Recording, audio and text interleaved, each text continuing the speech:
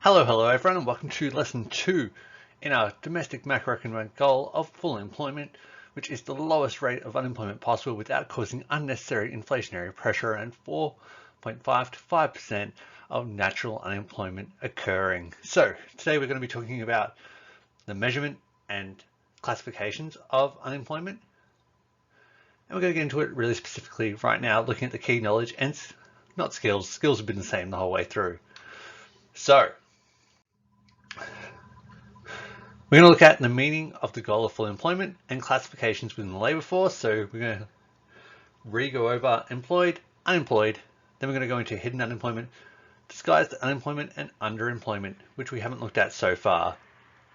Then we're going to look at the measurement of the labour force, including the participation rate, unemployment rate, and labour force underutilisation rate. We're going to look at how to calculate that, as you may have to do that in a multiple choice section somewhere. So let's get right into it. So measuring the unemployment rate and the other labour market indicators. So this is kind of like overarching information. You're never going to have to give too much of this, but it's important to know how the unemployment rate and all those kind of things are measured. So all this is done through the ABS Labour Force Survey, which consists of all individuals aged 15 and over who are able and willing to work, and therefore it includes both unemployed and employed people. This survey is completed monthly, and they find a representative sample of Australian households making up 0.7% of all people.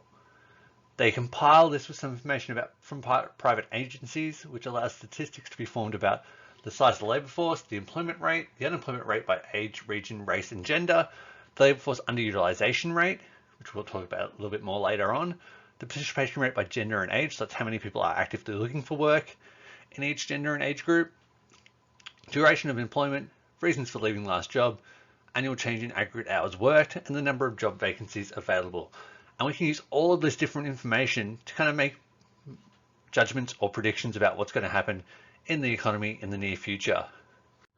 So to recap a little bit on what we did last time, an employed person is someone who is working either full-time or part-time for more than 1 hour a week for pay, or in technicality, more than 15 hours a week in a family business when not being paid, but I don't think you're ever going to be asked that.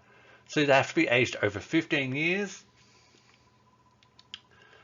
and have a job, but may be prevented from working because of illness, strikes, holidays, or similar interruptions. So they're still considered employed. For example, I'm on 2 weeks of holidays. I'm still employed. I'm not suddenly unemployed for 2 weeks. But that's considered someone who has a job. Someone who's unemployed is either actively or looking for full-time or part-time work. So actively looking is really important. So if someone's not looking for work at all, they're not employed or unemployed, they're not in the labour force. Important thing to know that as part of the population, they're not part of the labour force if they're not actively looking for work. So they need to be able and willing to take up a job in the week prior to the survey period, once again aged over 15 years, and they might be waiting to resume work after being laid off or stood down without pay. So important things there, they're actively looking and they're able and willing to take up a job. Then we've got underemployed persons. So an underemployed person is someone who is working at a rate less than they would prefer. So this could be someone who's working part-time when they wish to be working full-time hours, as we talked about before. Someone could be working 1 hour per week and be considered employed, but that person might want to work full-time of 38 hours. And that's a big difference. So that if they're on 1 hour per week, they might only be getting $20.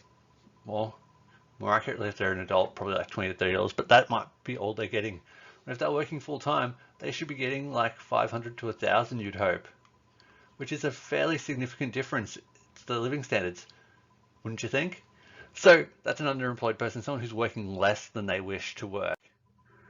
So then if we look at how to calculate full employment or calculate the unemployment rate, it's usually expressed as a number or a percentage. So usually we look at it as the percentage of people who are unemployed. It's the easiest way to look at it. And how to calculate that is the number of unemployed people times 100 over the people in the labour force. So the labour force is all the employed and unemployed people added together.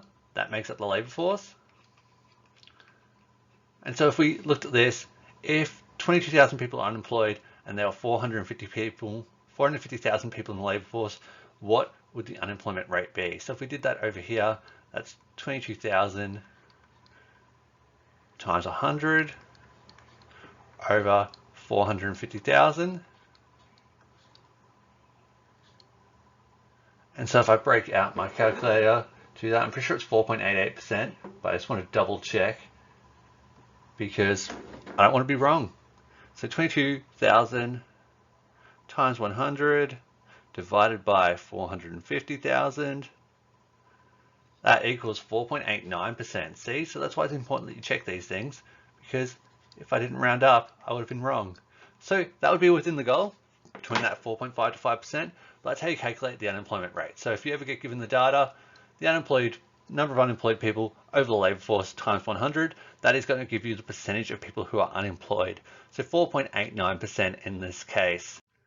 Then we've got the participation rate, which is the number of people in the labour force. So once again, unemployed and employed people times 100 over the total number of people over 15 in the population. And what that does, the participation rate tells you the proportion of those who are aged 15 and over who are members of the labour force, which means they're either employed or they're actively looking for work. So it basically just tells us how many people are actively involved in the labour market. We can also look at job vacancies, which is the number of unfilled jobs advertised by employers. The underutilization rate, which extends to the extent to which the available labor is not working at its capacity. So my favorite example for this is people who are like their skills don't match up with their job. So if you have like a doctor who's driving Ubers,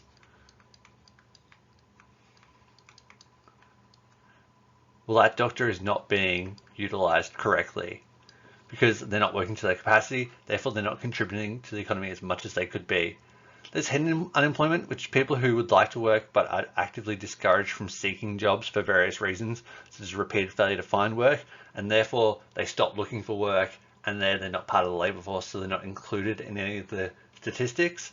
And there's also disguised unemployment, which are people who are technically employed, but not working to their capacity, as they might be considered redundant, or they might just not be working that hard in their position, and therefore they could be contributing more otherwise. So we just wanted to work out the participation rate for a hypothetical economy here. So let's say if we have the number of people in the labour force, if we stick with that 450,000 that we had before, we have times 100, and then number of people in the population, let's just make it 1 million just to have it be a nice easy number, because then we can cancel out a whole lot of zeros. So if we have that 450,000 times 100, then divided by 1 million, that's going to be 45% of people are actively participating in the labour force. So that's how you work out the participation rate. If you ever need to calculate it, that is really important. Oftentimes in multiple choice, they love to give you tables of changes in the participation rate, the unemployment rate, the employment rate, and ask you to make judgments about what's changed in the economy. So it's also going to be great to know what the numbers moving up or down means, and that's going to come from doing application. So then lastly, we've got some limitations of unemployment statistics. So like we've been talking about a fair few times throughout these videos, definitions of employment and unemployment are fairly arbitrary and can distort the statistics. So that's like a person working 1 hour per week being considered employed, not really a great indicator of overall employment and unemployment. And the unemployment rate may also be an underestimation if the ABS has found that if hidden unemployment was included, the official rate could more than double. So that's the people who are discouraged from looking for work. If you include them, the unemployment rate would increase significantly. And therefore the numbers, because the government loves to harp on if the numbers look good, but the numbers might not actually be accurate. And also there could be survey error because it may not be representative, as not everyone in the population is included in that 0.7%.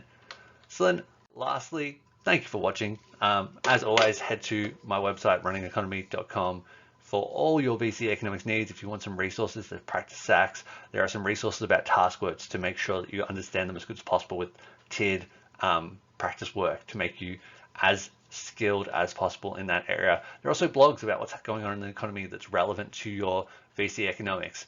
There's also a link on the homepage to a VC economics Discord where over 80 students and teachers have been helping each other out significantly over the past few months, and I feel like it's going to just keep getting better and better as more students get on board and help each other out to really broaden their knowledge to get as great a result at the end of the year as possible. All these things are optional, but I'm assuming if you're watching these videos to the end, you want to do really well in VC economics. Other than that, I hope if you have any questions at all, feel free to contact me in some way. Other than that, have a wonderful day, and I'll see you next time. Goodbye.